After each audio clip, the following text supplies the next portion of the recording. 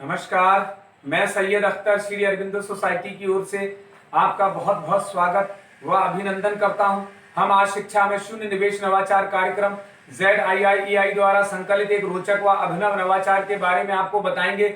हम इनोवेटिव पाठशाला के अंतर्गत NCERT के प्राइमरी सेक्शन के कक्षा 5 की पर्यावरण अध्ययन की पुस्तक आसपास के पाठ 8 मच्छरों की दावत के नवाचार अभिनव शिक्षण तकनीक की गतिविधि प्रश्न बैंक का इस वीडियो में क्रियान्वयन करेंगे।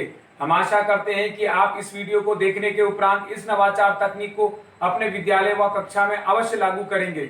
इस पाठ को ZIIEI के कई नवाचार गतिविधियों से पढ़ाया जा सकता है, परंतु आज हम इसे प्रश्न बैंक से समझेंगे।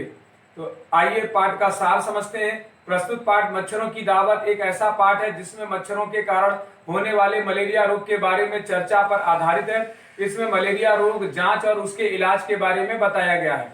इस नवाचार की यदि नवीनता को देखा जाए तो इस नवाचार की नवीनता यह है कि कक्षा में छात्र स्वयं ही अपने सहपाठियों के साथ मिलकर पाठ के कॉन्सेप्ट पर आधारित अलग अलग प्रश्नों का निर्माण करते हैं, जिससे कि उनकी मौलिकता का पता चलता है और एक प्रश्न बैंक तैयार हो जाता है। इस प्रकार इस नवाचार की यदि क्रियान्वयन प्रक्रिया को देखा जाए तो इसके अंतर्गत पुनः अध्ययन की संकल्पना की सहायता से विभिन्न बीमारियां, मलेरिया, एनीमिया की बीमारी से बचाव और मच्छरों का जीवन चक्र तथा रक्त परीक्षण पर प्रश्न बनाते हुए पाठ की समझ को विकसित किया जाता है।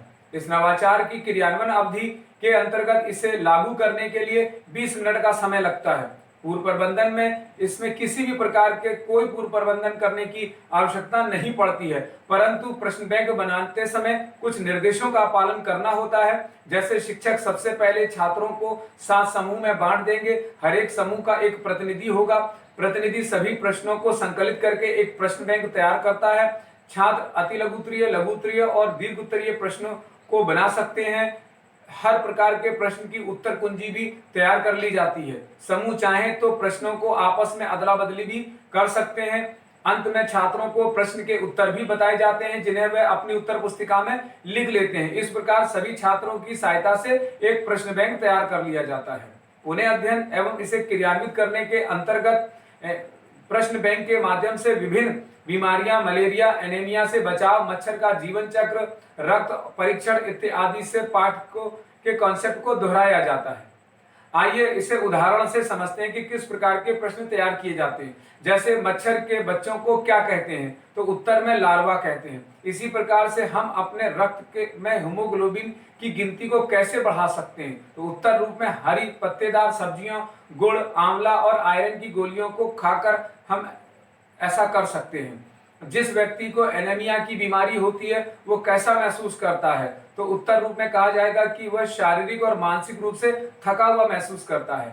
मलेरिया से बचाव में कौन कौन से तरीके अपनाने चाहिए, तो घरों में दवा का छिड़काव करना चाहिए और मच्छरों के प्रजनन वाले स्थान को नष्ट करना चाहिए। इसी प्रकार मक्खियों से फैलने वाली बीमारी का नाम क्या है, तो उत्तर के रूप में हैजा और डायरिया। इसी तरह से एनीमिया क्या है, तो एनीमिया रक्त में हीमोग्लोबिन की कमी के बीमारी को कहते हैं। इस प्रकार के विभिन्न प्रश्नों के द्वारा शिक्षक छात्रों की सहायता से एक प्रश्न बैंक तैयार करते हैं। निष्कर्ष रूप में कहा जा सकता है कि प्रश्न बैंक गतिविधि से सीखने के अनेक प्रतिफल प्राप्त होते हैं। जैसे प्रश्न बैंक बनाते हुए छात्र जो संवाद करते हैं उससे उनकी भाषा और स्कूली भाषा के बीच एक सेतु का निर्माण होता है। अपने आसपास घटित होने वाली घटनाओं को अपने अनुभव से व्यक्त करते हैं। वर्णमाला, अक्षर, ध्वनि आदि को पहचानना, पढ़ना, लिखने की समझ के साथ साथ अभिव्यक्ति करने की कला को भी विकसित करते हैं। प्रश्न बैंक बनाते समय जानकारी प्राप्त करने के लिए प्रश्न पूछना, निजी अनुभवों को साझा करना और तर्क देने की क्षमता को विकसित करने के साथ कही जा रही बात, कहानी, कविता इत्यादि को समझने की समझ भी विकसित करते हैं। इस गतिविधि से सभी छात्रों की भागीदारी सुनिश्चित होती है और सभी छात्रों को समान अवसर प्राप्त होता है। इस नवाचार में पीआरटी अनुपात का तो ध्यान रखा ही गया है, साथ ही साथ एनसीएफ 2005 के उद्देश्यों का भी ध्यान रखा गया है। साथ ही पाठ मच्छरों की दावत को शिक्षक एक निर्धारित माह में ही पढ़ाते हैं। इस प्रकार इस नवाचार से छात्रों में जीवन मूल्य के साथ साथ गहन सोच और आत्म जागरूकता तथा सृजनात्मकता और पारस्परिक संबंधों का विकास होता है। इस नवाचार से छात्र अभिनव शिक्षण तकनीक को समझते हैं।